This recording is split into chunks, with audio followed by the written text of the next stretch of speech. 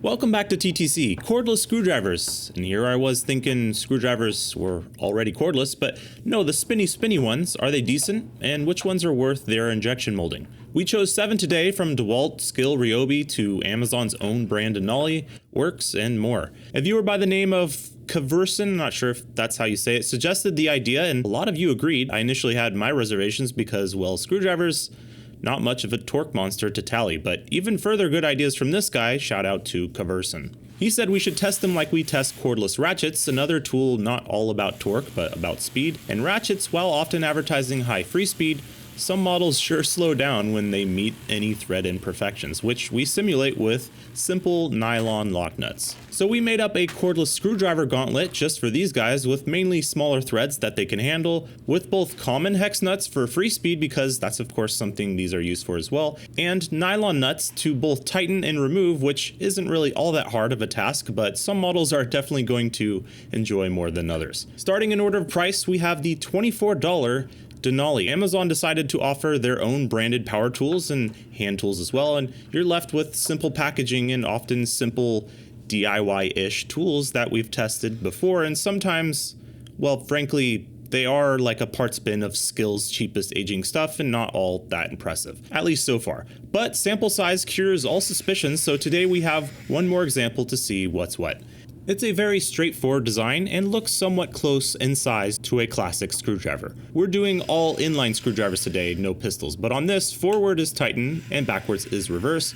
And to our surprise, it's harder to slow this thing down than we would have assumed, but it is the first model we're looking at. Do wish those buttons were a little more further forward where your thumb is more often chilling at. The volume of this thing as an overall size takes up 197 cc's, which doesn't mean anything yet without a comparison. And a gauntlet run time without a partner is also sort of useless, so let's introduce our next in line in order of price, the $25, so $1 more, Ryobi FVD01K.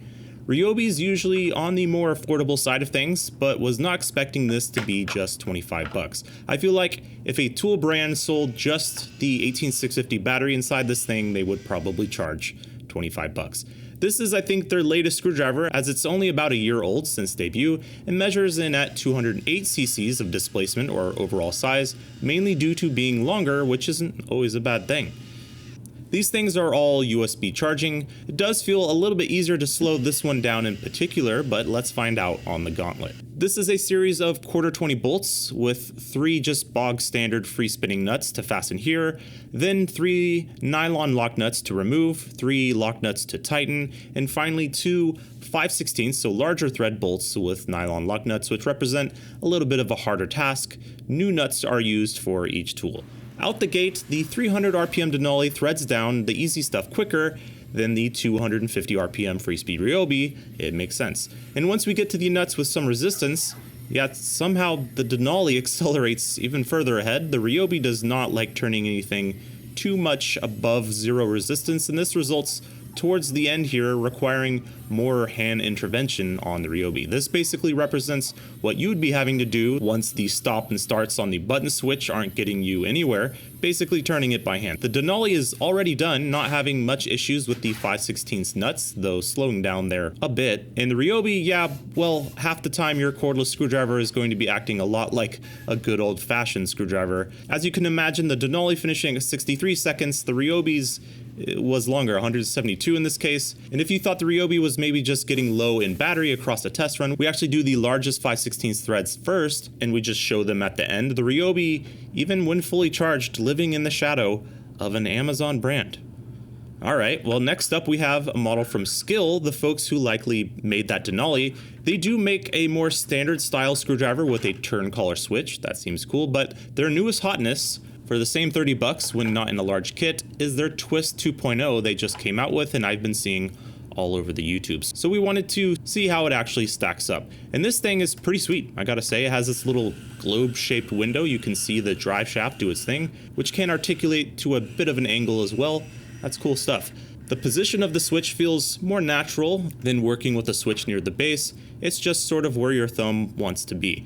It suffers a bit in size due to this unique design though, second largest on the day, 234 cc's dimensionally, so it will suffer in the ranking points here a little bit due to that, not a whole lot though. The bulk of the points will be in the form of seconds to complete this bounty of bolts. The Denali yet again has higher free speed compared to the Skil brother with 300 over 240, so that explains this early not huge lead, but with lower RPM you'd hope for higher torque. So what's not explained here is what the Denali is doing now, which is moving out ahead of the Skil Twist 2.0, tackling the harder to twist stuff surprisingly better yet again.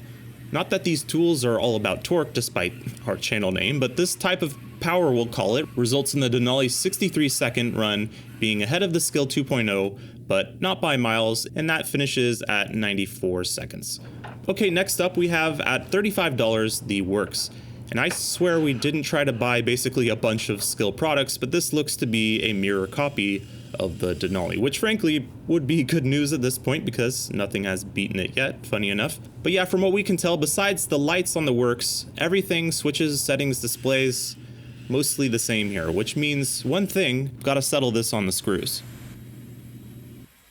And you might not be shocked to find they are neck and neck, but also in a tale as old as time at this point. Once you get down to it, yeah, the Denali pulls out ahead. Not because of some testing variance or a blessing from above on the Denali just happens to, when you read the specs on the side, have a 2 amp hour battery while the Works has a 1.5. So that massive voltage of 4 volts is held steady via higher capacity while the Works, well, pretty close, but running presumably less volts at the end of this test. So still quite good in this bunch though, 67 seconds to 63. Hopefully spending more money is the ticket to dethroning the cheapest option on the day, Denali. So here we have the Craftsman for 42 bucks, and this one is looking nice. Definitely bonus points for being the most screwdriver in shape cordless model. It does look like a good old-fashioned screwdriver. At only 160 cc's, it's top ranked, as in smallest in size from everything we bought, and therefore we'll be getting a 1 on our ranking where lower is best. Its switches are also in the best place and easiest to use, more intuitive than the Skil 2.0 as well, since they aren't located on a round bulge thing, but does feel a bit easy to stop with the old pinchers. Though that could be due to a larger bit holder, and this thing needs to charge. Let's charge it up all the way like we did the others and see how it does against, yeah, you guessed it, Denali. There's not much between them on free speed, but man oh man, once things are anything other than free speed, the gap comes quick. The Craftsman is an absolute bear to use on anything that isn't replacing the batteries on your kids' play toys. Well, if you want to get your forearms ripped, this might be the way to go really, because to complete an equal task and get a time between these two tools, the Craftsman requires a lot of manual labor, like you'd be doing if this were your only tool to finish this job. Even sped up to double time over that Denali, yeah, safe to say this took a while, 236 seconds. Moving on to Hoto, a $50 stylish Apple-esque screwdriver from a brand we've bought a cordless drill from before when we last hit up Amazon. And now it's time for their cordless screwdriver some of our viewers mentioned owning and saying, not bad.